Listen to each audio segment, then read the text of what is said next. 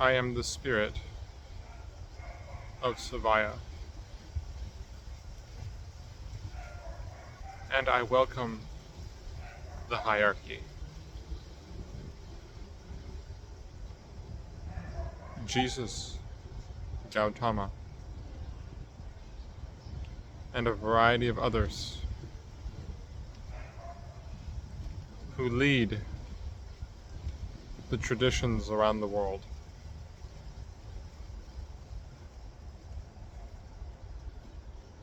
Zarathustra, Kuan Yin,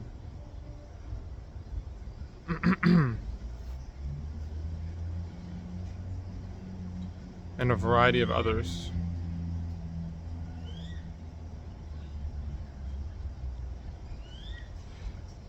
they are here now with us, as they have always been here with us.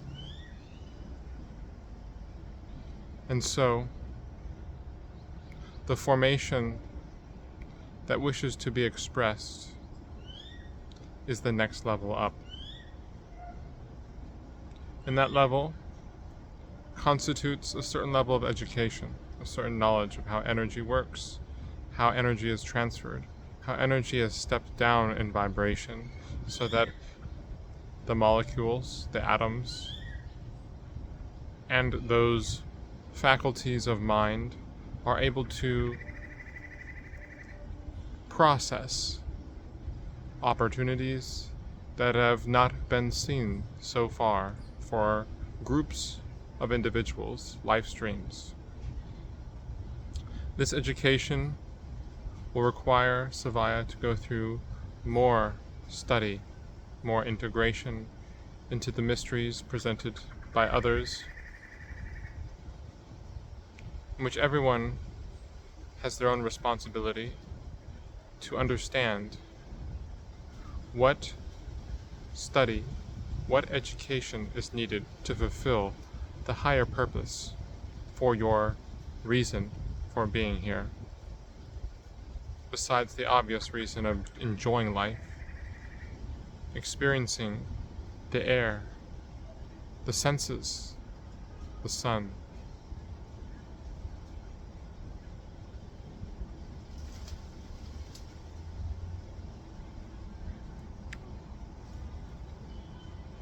As we are here, we recognize that Seviah has filters that are not able to detect the subtle vibrations, the higher levels of consciousness that require a certain level of development in order to step down, in order to release through the mind without some form of controlled transmission.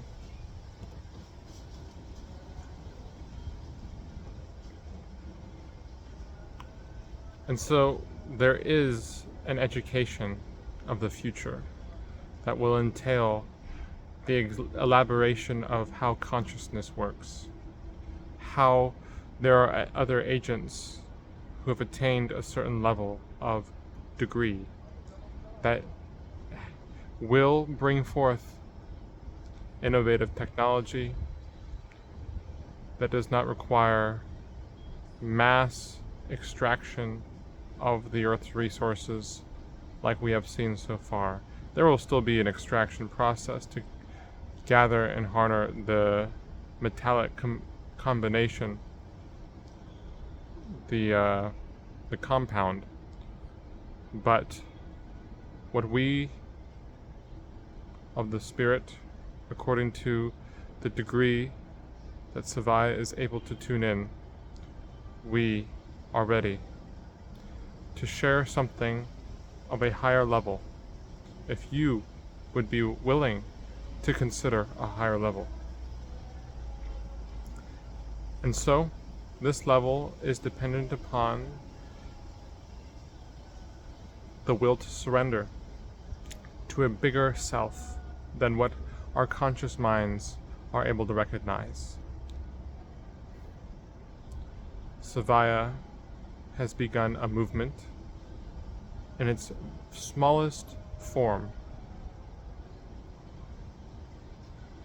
And there have been many movements to ignite the flame of the universal truth behind the world's religions, behind the secret societies, behind the mystery schools. There is a deliberate intent now to bring in something that will say there is a cause to the lack of resources, to disease, to the sense of war and inequality and exploitation, hatred and humiliation, and the extreme sexual eroticism paired with the objectification of the body. That is always extremified at the end of the cycle from which a race like your humanity is undergoing for the next level in paradigm and civilization that will beckon what is already somewhat foreseen, but there's much more to come with technology. But people do not see the spirit as a technology, as a mechanism from which they can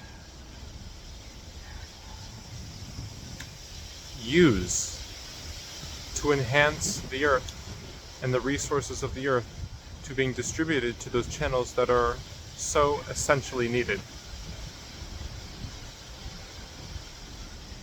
which right now and for some time they have not been.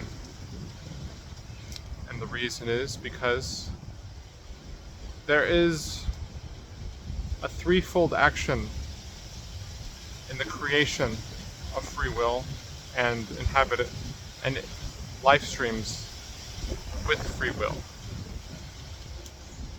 That threefold action is comprised of the original race choosing to go up or down. It is comprised of other races from other spheres in which allotted opportunity has run out. And thereby, there is a balancing of the cosmic scales for certain inhabitants of other worlds who have risen to a level whereby individuals who cannot contain a certain degree of humanity, of compassion, of self-sacrifice, will have to go and learn elsewhere. And Earth is just one of those planets.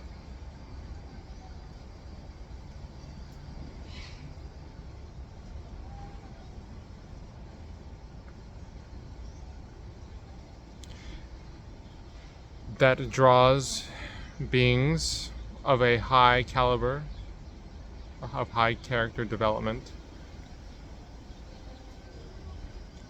that has been twisted and inverted, plus the addition of individual life streams who have risen to higher potentials of humanity, of genius, which is why Earth gets the full spectrum. But the third factor for why the Earth and everything that's happening on Earth is the way it is the expression of choice, which everyone on some level has conscious recognition of, but a choice from which was made from a higher plane. And at this plane, it was foreseen that a race can take detours.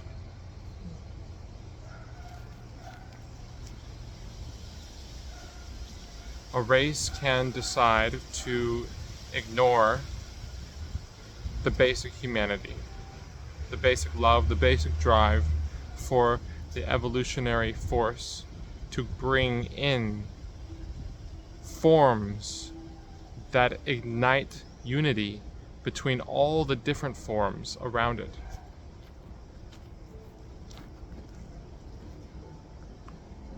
We of the Spirit call for an intricate order, involving individuals to study certain people, certain fields that are attracted to your blueprint of your development. And the development that is being called by and from and for a lot of people is the will to see through energy and waveforms, also known as spirit, and detect how there can be an increase, how there can be an elevation, how there can be an infusion in regards to the complex combinations of problems, obstacles, challenges faced on Earth, political, economic, scientific, philosophical, religious, health and medicine, infrastructure, architecture, art,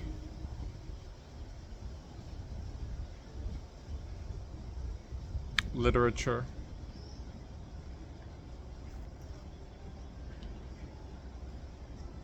and overlaid on all of this basically is communication. How to communicate, how to relate without being too strong and without being too passive.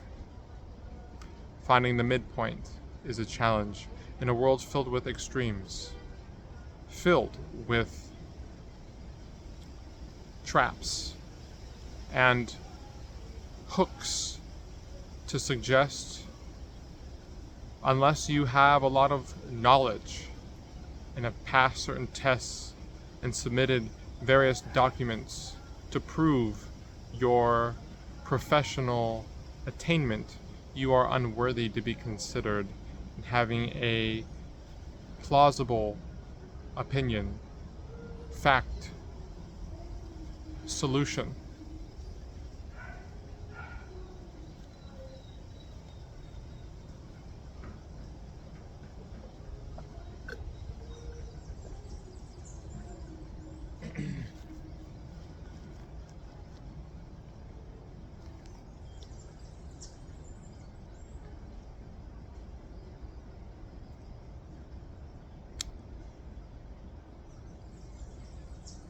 But there are many millions of people around the world who are willing to hear a different angle for how energy can be generated or received by certain tested experiments that involve the fifth element of ether, the vacuum, sometimes referred to as Akasha, and how this governs the law of ignition, the law of formation, the law of materialization through energy, conduction. And to get to this point where scientists are finding discoveries, more discoveries, which some already are making discoveries already, there has to be a critical mass of people willing to demonstrate that they will not tolerate the forces of egotism, and all the levels and all the tactics that the ego plays in relationship with the elite. the small select few in the variety of institutions that see themselves as superior, who are the ones fit to rule, who are the ones that can promise the people a solution out of their problems that they created in assistance to the people who blindly allowed them to create the problems.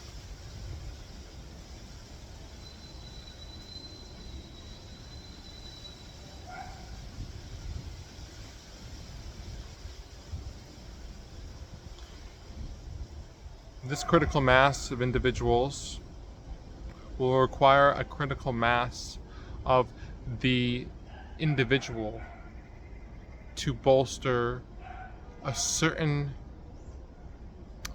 inspiration, a certain vision, a certain drive that has geometrical sequences that are part of the golden mean Fibonacci spiral of ever transcending initiation, of willingness to surrender oneself to the self that is beyond comprehension of the mind. And this sounds like an Eastern philosophical dissertation, but the East is contained in the West as much as the West is contained in the East. It's just been so driven out by the games, the egos, the forces of evil, which at its core is one with the universal light substance, which has no label, has no category, it has no name. Even though one can say, didn't you just label it in 3 words?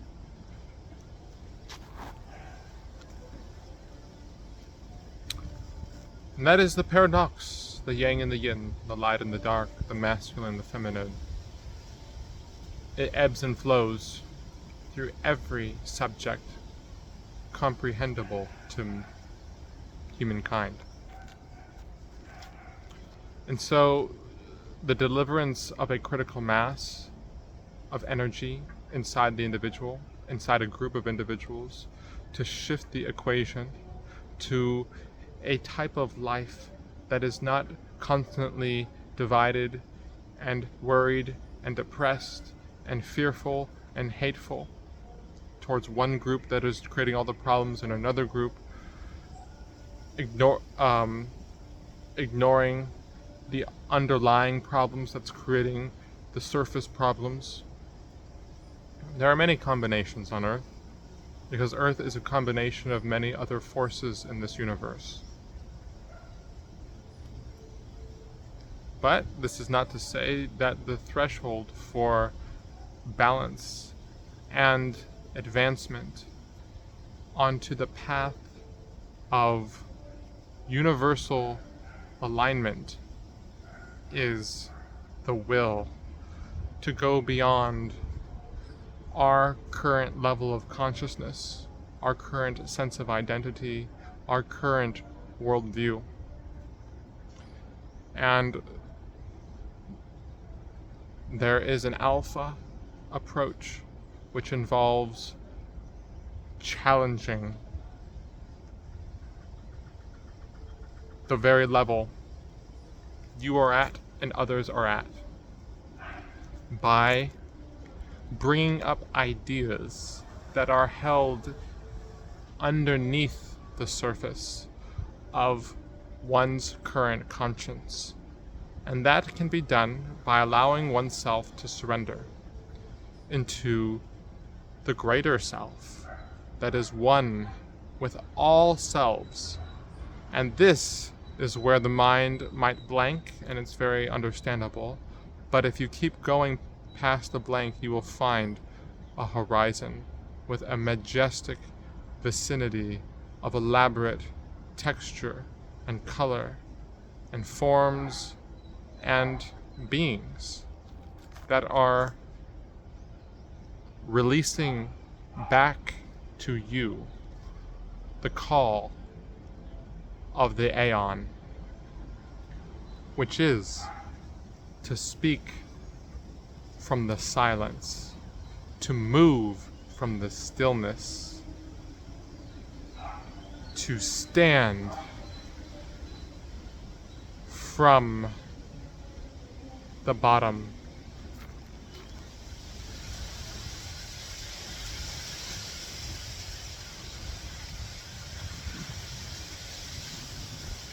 And what bottom are we talking about? Not the buttocks, of course, but the heart. And as that is allowed to stand, it wells up to the summit whereby the lotus may blossom.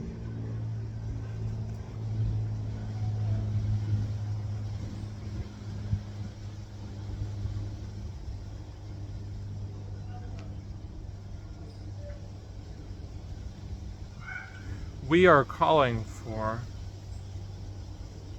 a movement where people can tap into their spirit that is aligned with a variety of spirits that are incarnated in this world and that are observing this world from outside the force field of the earth, and who make certain computational decisions, intuitive decisions, to accelerate and speed up how new technology and new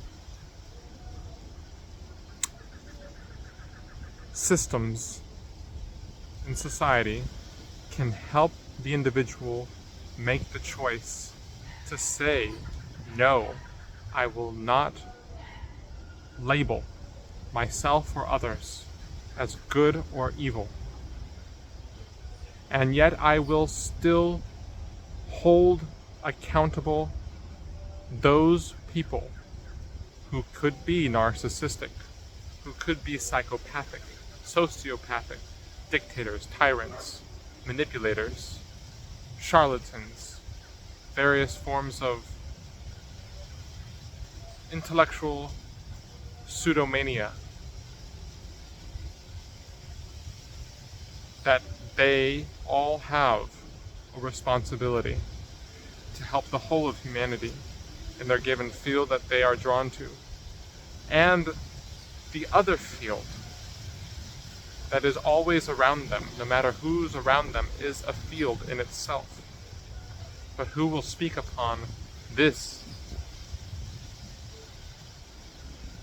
and call out the equal opportunity everyone deserves if one is claiming to be a leader or wishing to become a leader that can help raise the earth out of the darkened state that it has been for aeons.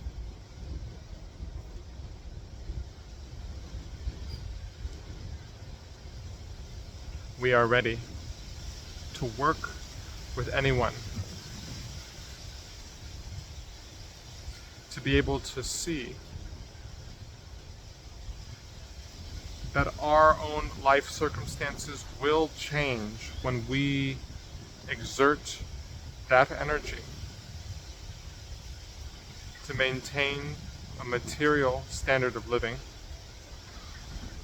that does not submit to exploitative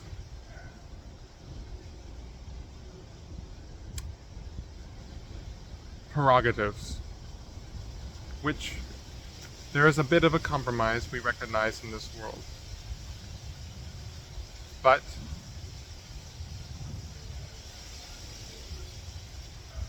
there is an unusual path that you can lead in a normal, regular job that calls for a higher level to be integrated into the system, where everyone has a piece of the pie, a piece of the puzzle that isn't just fulfilled through work duties, but it is fulfilled through the sharing of your heart, the sharing of insights that can allow people to feel more creative, playful, and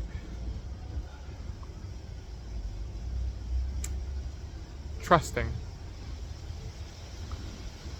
to work towards a system beyond just profit and survival and making a living, but a system that favors humanity, the experience of existence as a phenomenon that is beyond what we can judge with words and concepts.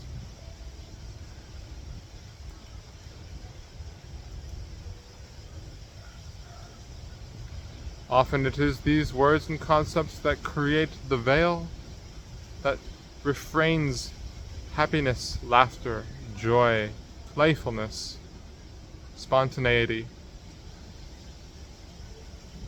And we, through the attunement of Seviah's spirit, are seeing how we can maneuver through this veil and to deliver ideas and messages that everyone is capable of if they would just keep trying to allow themselves into the silence and then flip the switch to try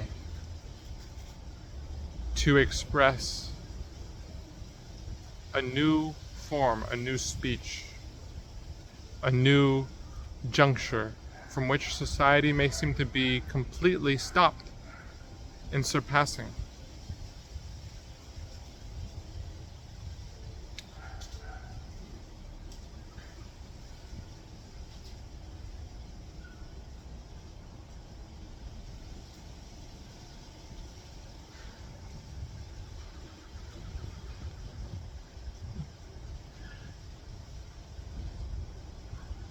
We wish for something that can be very difficult to describe in words, but we honor the gradual path that cannot be too overwhelming, as it could cause a short-circuiting of people's ability to make decisions. So we walk a careful path, but not too careful and not too lightly, for we are very enthusiastic, for we see how a distinct change can manifest, where more people than ever before can have not only what they need to survive, but they can have that energy, that light that beckons them to surrender, that they are the ones to change this world, when in fact it is the universal spirit. It is not the self as we know it. It is the self that is beyond complete knowingness, that is able to change the system for the whole of humanity. And on another step in consciousness, we can recognize that we don't need the earth to change one bit in order for us to continue shining our light.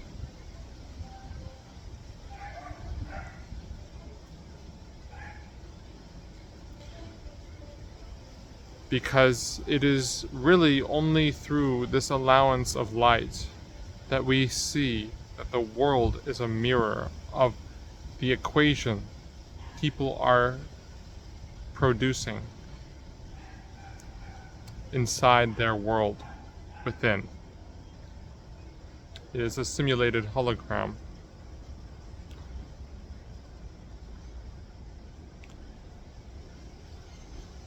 that seems very, very real.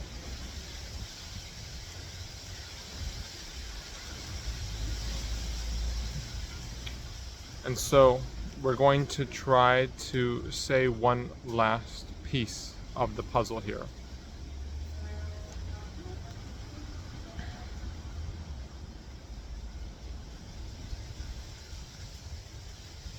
It all seems so real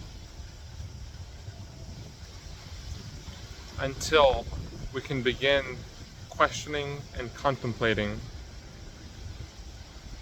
the very decision that allows us to engage in the paradox from which the things we are experiencing is a reflection of other choices made by the universal spirit that is animating our very life, Seviah's very life, our very life.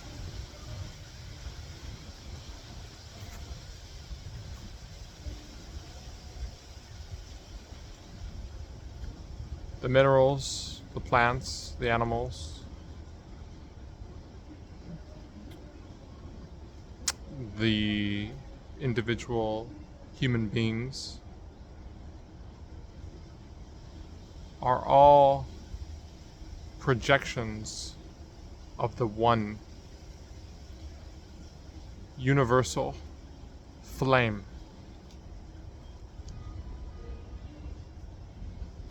And so there is immense beauty when any individual can take one more step in the direction that allows for the greater whole to see itself as the one universal flame. Whether people believe in deities or a monotheistic God or the Big Bang and a materialistic view of evolution, people will respond in greater measure to people who are willing to distinctively call out the elements of the veil, of the taboo, the unspoken line that is suppressed in every time period, that says we are all capable of being the instrument that can release the energy that mirrors back what we so often have not been told and taught and presented with throughout our lifetimes. As most people in society live from lifetime to lifetime going by the ropes, or how shall it be said, by following the rules, in which a variety of these rules were made to actually tighten and restrict the unconditional love that burns on the altar of every heart.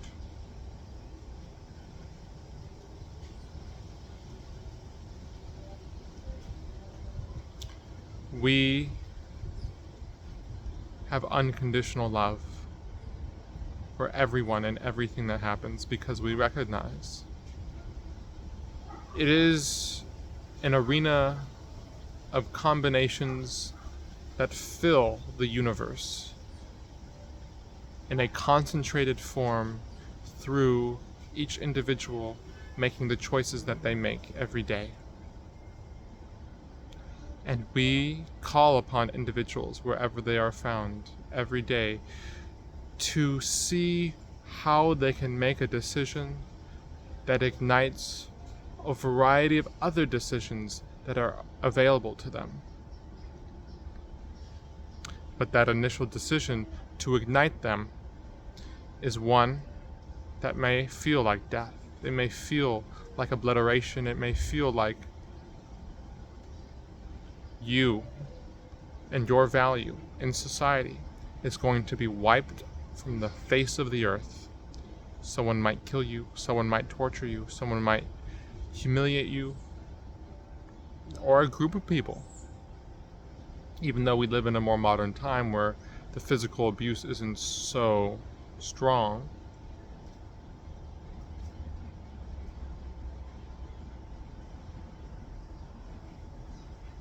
there are still a variety of forces in place that are exerting an inordinate amount of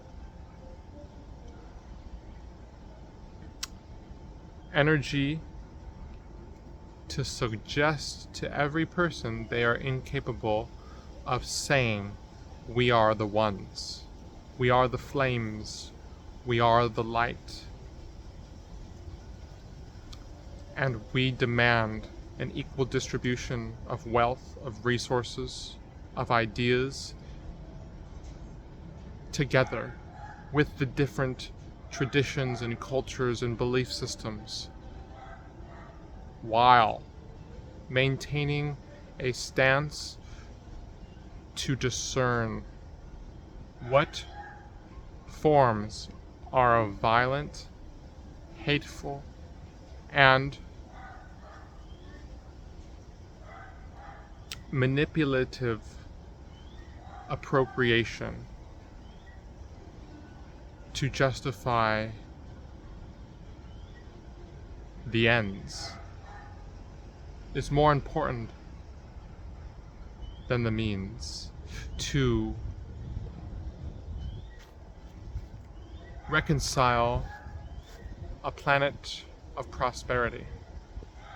Now, let's dissect for one moment what it could mean that the ends is more important than the means of world prosperity. World promise to harmony, nonviolence, and a harmonic evolution in the exploration of consciousness. The ends of forced experience negates the means. And this might be a moot point because Seviah sometimes gets a little combobbled or boggled by certain phrases, colloquial phrases.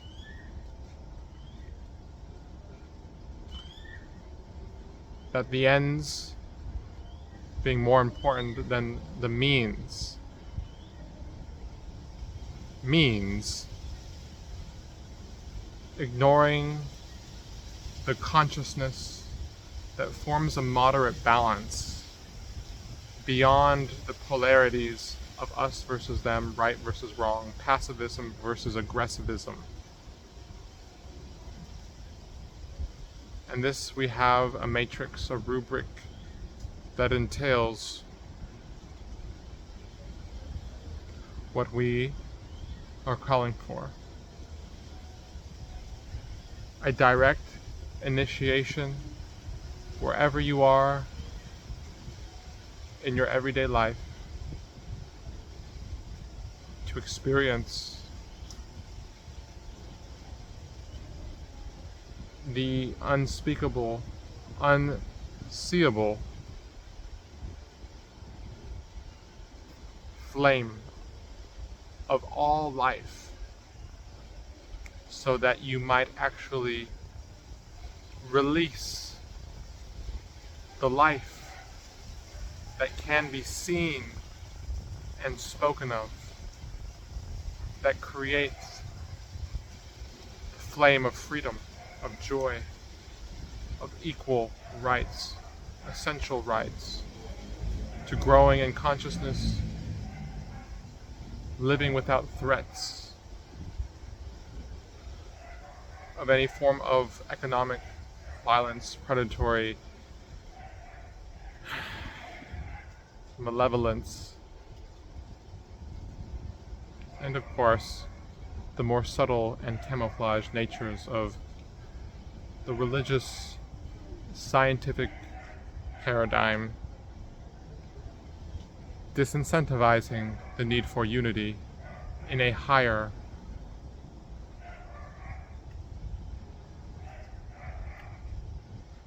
consciousness. What is a higher consciousness? It is the will to forge university, a place, space, where others can gather of different background and see what the universe might actually have in store at its center, so that we might actually see our center is the center of the universe. Not one person, but every person. And if that's the case, we are in for quite a ride. And if this sounds all interesting, we invite you into the front row seat,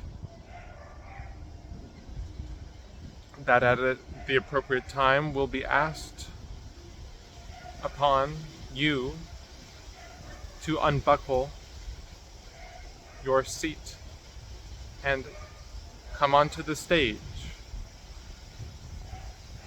and do your dance, sing your song, present your invention, your story that shows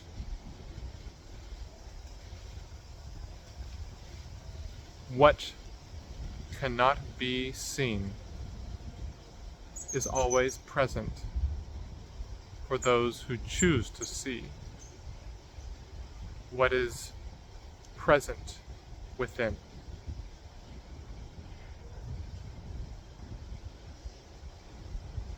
We thank you for listening,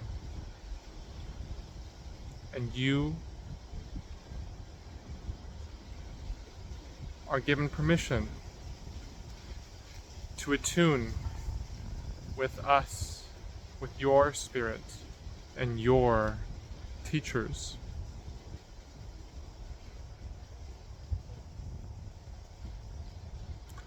And share to anyone with the eyes open or closed. What matters not is your conscience opening to the real you, which is all of us, together as one. It is done. Thank you.